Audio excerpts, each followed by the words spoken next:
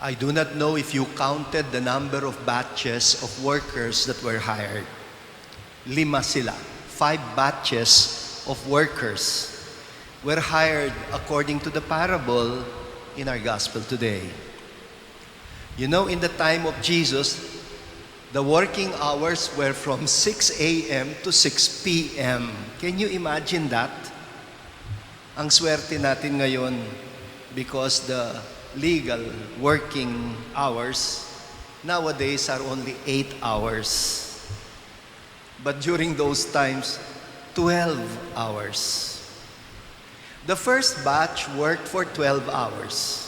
The second batch worked for 9 hours. The third batch for 6 hours. The fourth batch for 3 hours. And the fifth batch for 1 hour only. Now, how much did they receive at the end of the day? The same amount. The equivalent of 1 full day's wage. Of the 5 batches, only the first batch complained of unfair labor practice. The 4 other batches were silent. How come they were silent? Because they were overwhelmed by the generosity. It was beyond what they were expecting. They would have gladly received wages worth only the number of hours that they gave. But wow, they also got a full day's wage as if they worked for 12 hours. On the other hand, the first batch of workers were also overwhelmed, but overwhelmed with disappointment, with envy and resentment. They were the only ones who complained and cried, "Unfair. It's not fair." Bakit? Why? Because they knew what the others received and were even the first to get their pay, namely a full day's wage. It's not fair, they said, because they were the early birds. There is such an expression in English, the early bird gets the first worm. They were the early birds. They bore the heat of the sun for 12 hours, and they received just the same amount as the latecomers. Now, how could they complain that the employer was unfair to them if they agreed to work for a full day's wage and they got exactly what they worked for? May kontrata. There was an agreement, and the master followed the contract, the agreement. And there was no more contract with the second, third, fourth, and fifth batch. Ang sabi lang niya, you work for me, and I will give you what is fair. So what were the first batch complaining about? Strictly speaking, the employer was not unfair to them, like I said already. What the first batch of workers were grumbling about was that he was too generous to the others. And here is their unexpressed point. Shouldn't you be just as generous with us? It is unfair to us. And the real issue for them is, maaga sila. They came early. The others, they all came late. But can one demand generosity as an entitlement? You know, ako mismo, I used to agree with the reasoning of the first batch. Unfair. Until I understood the context. Many years ago, when I was still a student doing my graduate studies in Israel, I learned about this. One day, while I was walking near the so-called Damascus Gate of the old city of Jerusalem, I saw a group of men, adults, standing by the street corner, holding placards. Kala ko nga it was a political rally or demonstration. But when I got near, I realized that they were job seekers. Naghahanap ng trabaho. The placards that they were holding identified their skills. Masons, carpenters, plumbers, electricians, gardeners, etc. Imagine, that biblical practice is still alive up to now, up to this day and age. It means that the last 4 batches were not really latecomers. And the first batch of workers were not really early birds. They all came early. In fact, some of them probably came around 5 a.m. already. I am inclined to believe that the employer himself was not aware of this at the start. It was when he realized it that his attitude changed. Take note of his question to the last batch. Lumabas siya uli, and he saw at 5 o'clock in the afternoon, remember, by 6 o'clock tapos na yung trabaho, he saw men standing there. And listen to the question, bakit kayo tatambay-tambay dyan? Ba't di kayo magtrabaho? In English, why are you standing there idle the whole day? Anong sagot? Their answer was, because no one has hired us. Meaning, they were not standby. They were not lazy bystanders. Most likely, they said, Sir, kaya nga po kami nandito, naghahanap kami ng trabaho. They were desperate workers who would rather wait and endure the heat of the sun if only to be able to find a job. Kahit isang oras na lang, they did not give up. They came very early, but they were hired very late. And the fact that they stayed up to 5 o'clock means they did not give up, even to the last hour. Imagine, 5 p.m. na, they were still standing there. Not only were the chances very slim that they would still be employed, how much will they be paid if they work for 1 hour only? Alam nila. They knew that what they would get would be very little. Isang oras ka nga lang nagtrabaho eh. But you know what? They did not mind. Because a little pay is still better than no pay. It's at least better than going home with nothing.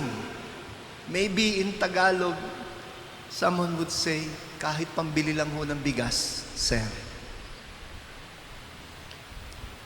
You know, in the Christian Community Bible, which sometimes gives not just a translation, but a paraphrasing of the text, yung introduction, ganito ang dating. This story shows light on the kingdom of heaven. Ang kwentong ito ay tungkol sa kaharian ng langit. Ah, ganun? Hindi pala ito tungkol sa mga manggagawa. Tungkol pala ito sa langit. So what light does it shed about the kingdom of heaven? Well, firstly, that God's kingdom is not merit-oriented, but grace-oriented. Only this point can make you understand why the first batch were paid last. It is Jesus' way of driving home a point. He wanted those who were hired first to realize how privileged they were. They were probably the more employable kind. They were probably the more skilled, the more qualified. They were probably more educated. Maybe they were much taller or good-looking or more physically capable than the others. Ganun naman pag hiring, di ba? They are being screened. You know, like nowadays, you think, kung nakapila kayo at yung nauna, their diplomas are Ateneo, LaSalle, and UP. And then you're bringing a diploma from a state university somewhere in the Philippines na unknown. Palagay mo, who will be hired first?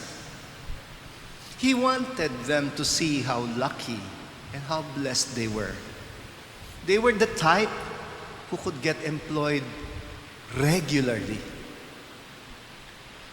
You know, I know some wealthy parents who send their children to schools like Ateneo, not because of the prestige, but because Ateneo and Miriam College, they have exposure programs that would give their children an opportunity to immerse themselves with the poor.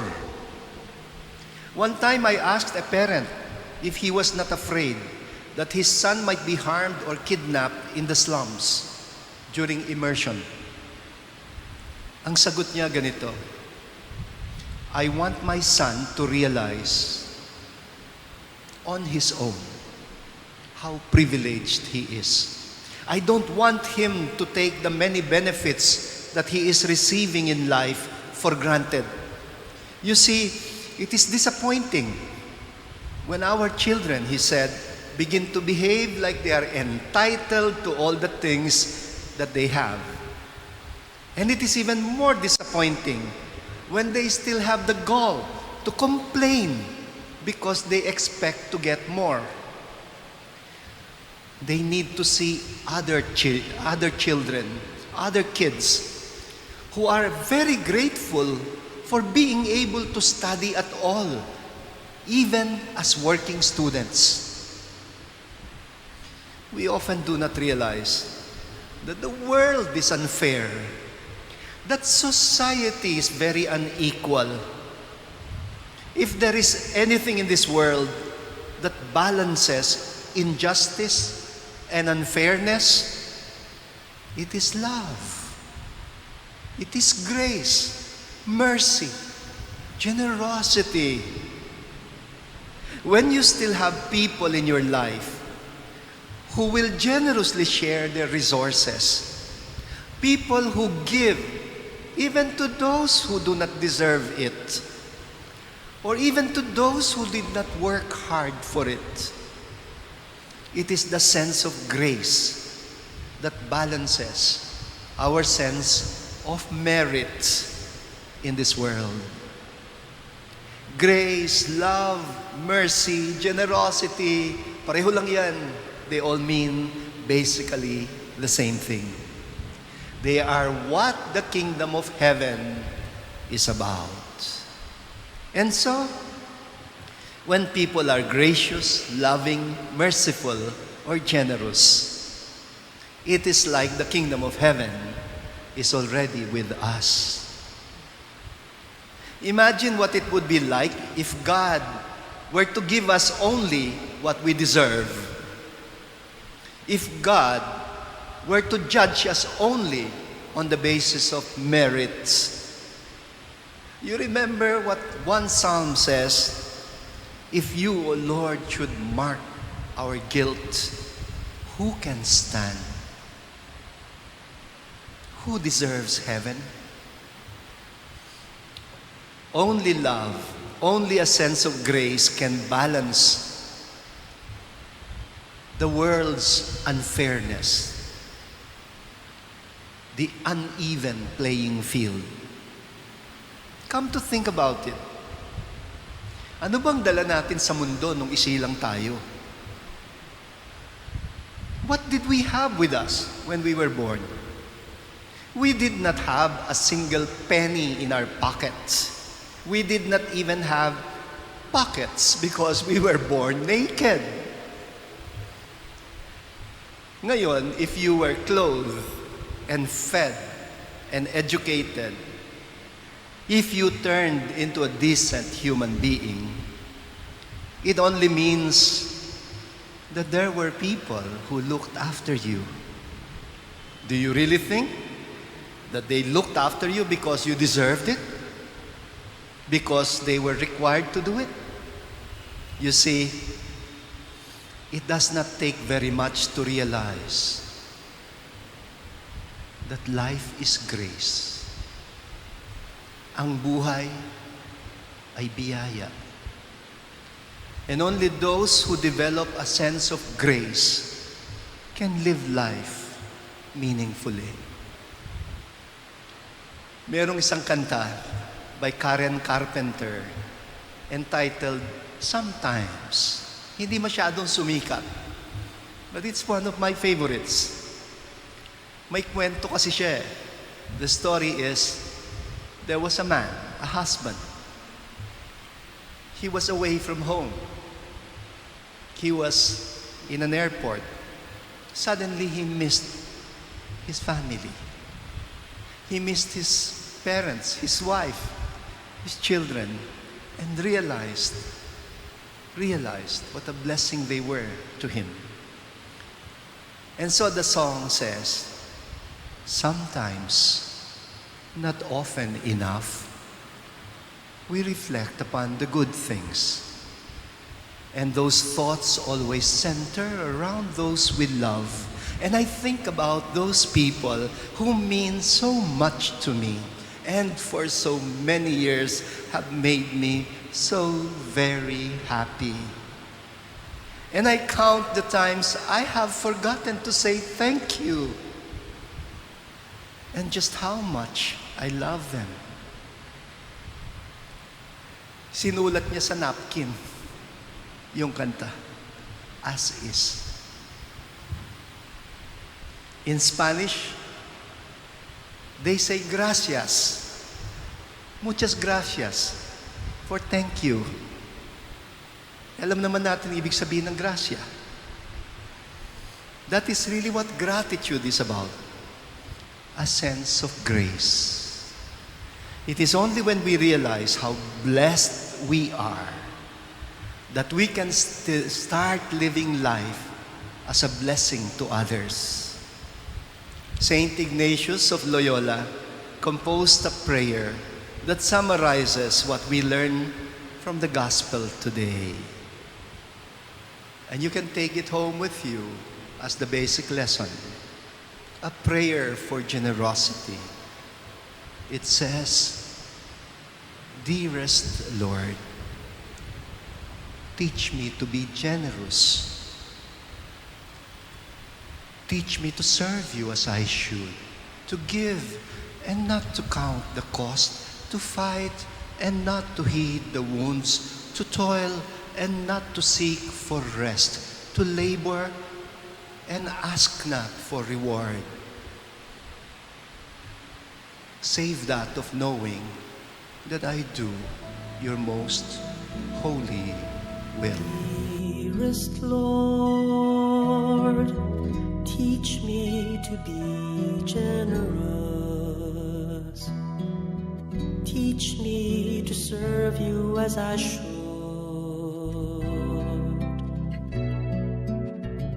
To give and not to count the cost.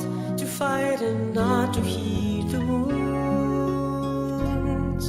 To toil and not to seek for rest. To labor and ask not for reward.